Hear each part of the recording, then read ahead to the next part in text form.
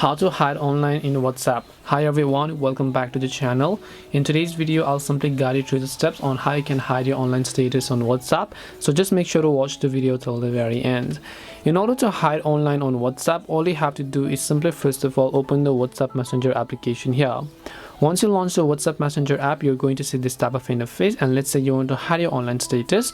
To do this, all you have to do is just tap the three dots icon from the top right hand side of the screen and go to this option called settings. Once you go to the option called settings, you'll find an option called privacy where you just want to make sure to tap on it.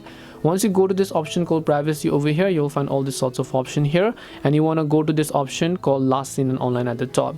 To hide your online status, first of all you have to hide your last seen status to nobody, because you can see who can see my last seen, set it to nobody, and here you can see who can see when I'm online. Either you can select everyone or same as last seen. So if your last seen is nobody, it means that no one else will also be able to view when you're last online as well.